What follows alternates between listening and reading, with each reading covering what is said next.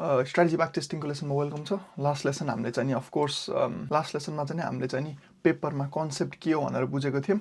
आज चाहिँ नि ब्याक टेस्टिङ एज इन चार्टमा हेरौँ कि के हुन्छ। मैले चाहिँ नि यो विकको डाटामा चाहिँ हजुरलाई देखाउँछु मेरो एन्ट्री मोडलहरू, अनि त्यही हेरेर चाहिँ नि हजुरहरूले होपफुली आफैले ब्याक टेस्ट गरेर आफ्नो चाहिँ नि आफूले ब्याक टेस्ट गरेर आफ्नै डेटाको ट्रस्टमा चाहिँ हजुरले सिमिलर ट्रेड लिन सुरु गर्नुहुन्छ।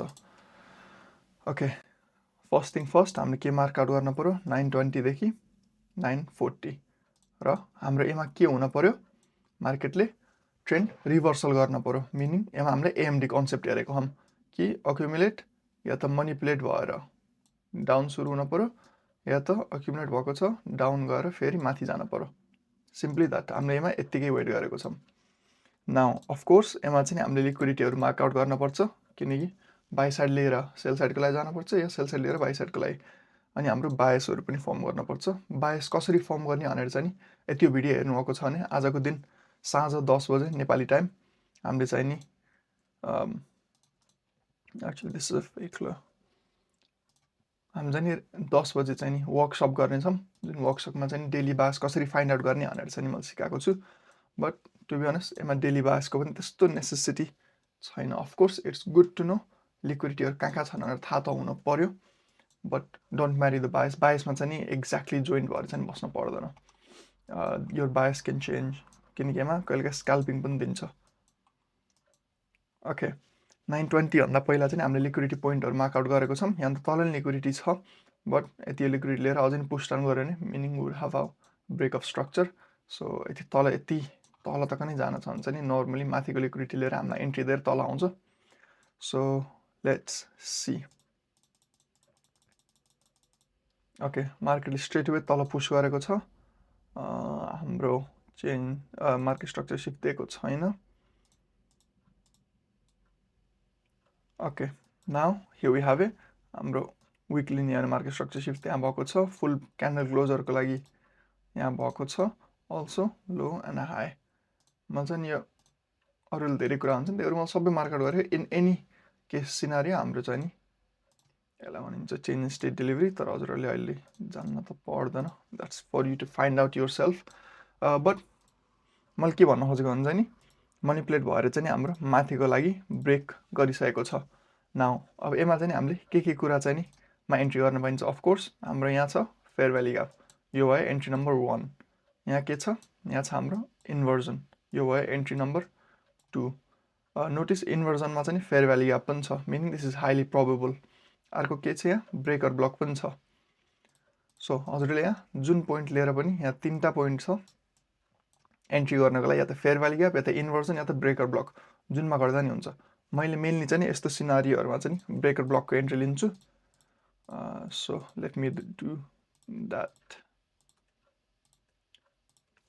ओके, ब्रेकर ब्लक छ।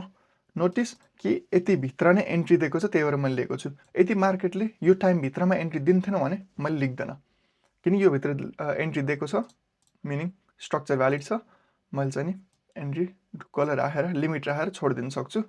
1 to 3 रिस्टोर मैले चाहिँ नि नर्मल टार्गेट गर्छु। तर हजुरले चाहिँ नि आफूले ब्याक टेस्ट गर्नु, आफ्नो साइकोलोजीलाई चाहिँ कुन बेस्ट सुटेड हुन्छ।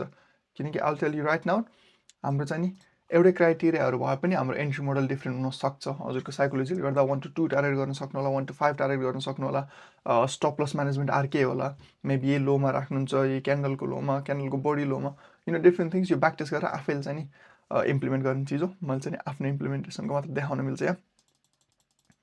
So we tap into the breaker block. Actually इन्भर्जनमा पनि ट्याप भएको छ।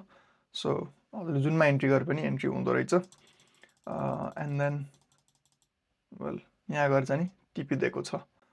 Now if we talking about 50, यो त हाम्रो भयो अफकोर्स मनिपुलेसनको। के गर्यो, मार्केट ओपन भयो, ओपन भनेर हाम्रो म्याक्रोमा आयो, manipulated to the down side. यो सेल साइड लिक्विडिटी लियो, सेल साइड लिक्विडिटी लिएर हामीलाई के दियो, यही टाइमिङभित्रमा चाहिँ नि ब्रेक अफ स्ट्रक्चर दियो, मार्केट स्ट्रक्चर सिफ्ट दियो अप साइडको लागि। हाम्रो एन्ट्री मोडलहरू यहाँ छँदै थिए के, एन्ट्री मोडलबाट 1 to 3 रिस्टोरीबाट टार्गेट गऱ्यौँ। यो भयो हाम्रो 920 देखि 940 को स्ट्रक्चरको एएमडी मोडलको हिसाबले। त्यही भएर मैले हजुरलाई भनेको थिएँ एएमडी मोडल चाहिँ नि प्लिज जान्नु होला भनेर। अहिले तक मैले जे पनि सिकाएको छु सबै युज भएको छ। यसमा अर्डर ब्लक अफकोर्स हजुरलाई जान्न पऱ्यो यो अर्डर ब्लक थियो, अर्डर ब्लकलाई भायोलेट गर्यो, त्यही भएर यो ब्रेकर ब्लक बन्यो।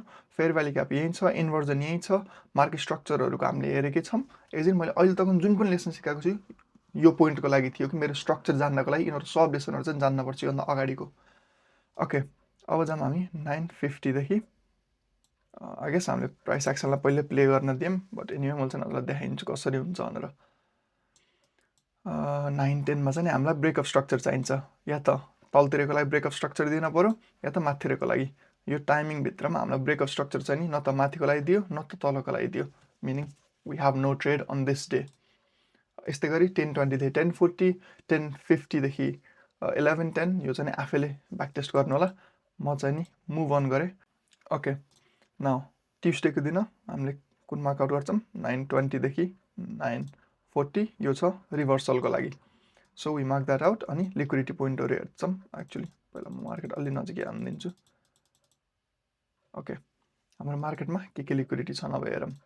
First liquidity is of course this, second liquidity यो लिक्विडिटी लिइसकेको छ। अवश्य this is our next liquidity. अनि अपसाइडको लागि त यिनीहरू लिक्विडिटी छँदैछन्। सो यो हिसाबले गएको छौँ। हामीलाई के चाहियो, या त अक्युमुलेसन त भएकै छ, या त माथि मनिपुलेट गरेर तलको लागि जानु पऱ्यो या त तल अक्युमुलेट गरेर माथिको लागि जानु पऱ्यो। अफकोर्स यहाँ एन्ट्रीसँग। So let's go again. Okay, let's C.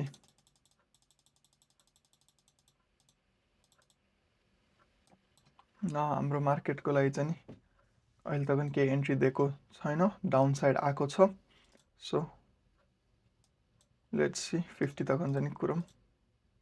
50 तक चाहिँ हामीलाई केही पनि एन्ट्री दिएन, meaning this day we have no trade. Okay, अब जाऊँ हामी 950देखि 1010मा। एटलिस्ट यसमा जाँदाखेरि हामीलाई के थाहा छ भने मार्केटले लिक्विडिटी सेल साइड लिएको छ, बाई साइड अझै प्रेजेन्ट छ। अफकोर्स सेल साइड अझै पनि तल छ, तल पुस गर्नको लागि हामीलाई कि त तल ब्रेकअप स्ट्रक्चर चाहियो या त माथिको लागि चाहियो। बट हामीले 50 नआउँदै चाहिँ केही पनि ट्रेड गरिँदैन। So we weight. ओके, 50 आयो। अब चाहिँ हामीलाई ब्रेकअप स्ट्रक्चर चाहियो।